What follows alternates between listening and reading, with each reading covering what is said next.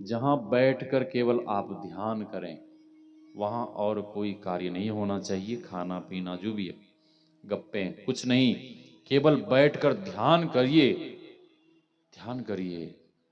और मुझे तो ऐसा लगता है कि गुरुदेव के पावन मंदिर को छोड़कर पूरी दुनिया में और कहीं कोई पवित्र स्थान हो ही नहीं सकता है। आप कहेंगे क्यों?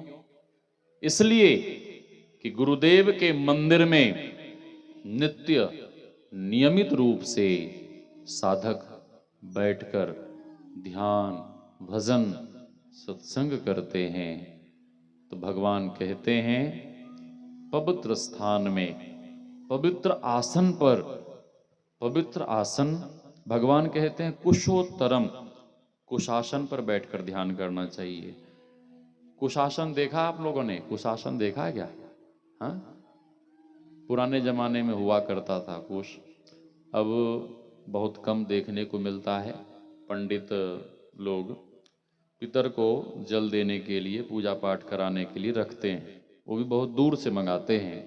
तो कुशोत्तरम, भगवान भोलेनाथ कहते हैं सर्व सिद्धि तू कंबले, कंबल के आसन पर बैठकर। कौन सा कंबल? कौन सा कंबल? आजकल जो बाजार में मिलता है? नहीं, भेड़ के बाल से जो निर्मित कंबल होता है, उस कंबल के आसन पर बैठकर ध्यान करने से साधक को सर्व प्रकार की सिद्धियां प्राप्त होती हैं। मैं नहीं कह रहा हूं, भगवान शंकर कह रहे हैं, भगवान भोलेनाथ कह रहे हैं। भगवान आगे कहते हैं सम आसन आसीनः सम कायो यथा सुखम हस्तो उत्संग आधाय स्वनासाग्र कृते क्षण। भगवान कहते हैं धर, गर्दन, मस्तक को बिल्कुल एक सीध में रखकर, अपने दोनों हाथों को तरु पर गोदी में रखकर बैठना है। लेकिन लोग कहते हैं कि महाराज मेरे कमर में दर्द होता है। क्या फूलो बाबा? घुटने में दर्द होता है, हा? नस में दर्द होता है, तो इस तरह से हम नहीं बैठ पाएंगे। तो परम संत बाबा देवी साहब जो गुरुदेव के गुरु हुए, उन्होंने कहने की कृपा की कि चाहे बैठ कर करो या लेट कर करो, आलस्य से बचते रहो।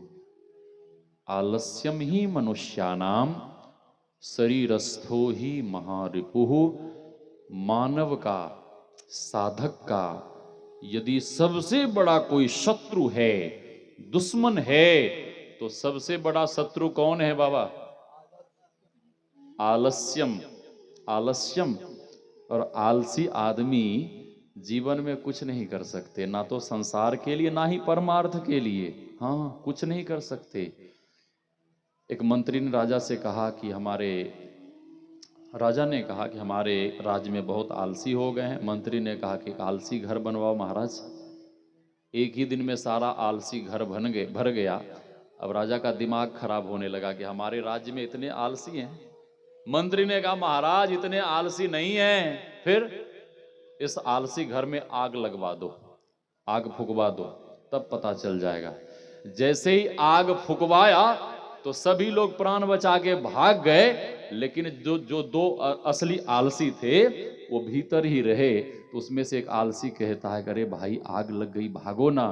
तो दूसरा आलसी कहता है कि कब का चिलम भरा हुआ है, आग नहीं मिल रही थी, कम से कम चिलम तो जला लो, चिलम पी लें फिर निकलेंगे यहां से। हाँ, सबसे बड़ा शत्रु साधक का आलस्य है। आलस्य और प्रमादी व्यक्ति जीवन में कुछ नहीं कर सकते।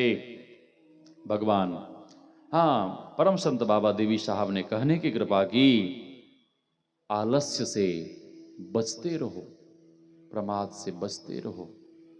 भगवान आगे कहते हैं शमम काय शिरोग्रीवम धार्यन अचलम स्थिरम संप्रेक्ष नासिकाग्रम स्वम दिशस्यानव लोकयन। दिशाओं को नहीं देखते हुए साधक नासिका के अग्रभाग में ध्यान जमावे। एक महात्मा ने एक सत्संगी से पूछा कि आप दृष्टियोग की साधना करते हैं? सत्संगी ने कहा हाँ बाबा हम करते हैं। कैसे? तो वही गुरु महाराज ने कहा है, दृष्टि युगल कर अंगुल द्वादश पर दृढ़ धरु ठहराई। तो गुरुदेव ने कहा है कि द्वादशा अंगुल अर्थात 12 अंगुल पे ध्यान लगाओ तो प्राण स्पंदन हो जाएगा।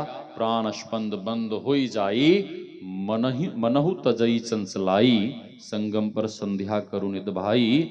तो गुरु महाराज ने जैसा कहा है उसी तरह से मैं नाक के बाहर, विवेकानंद बाबा, नाक के आगे 12 अंगुल मैं नाप लेता हूं और 12 अंगुल की जहां समाप्ति होती है वहीं मैं ध्यान लगाता हूं।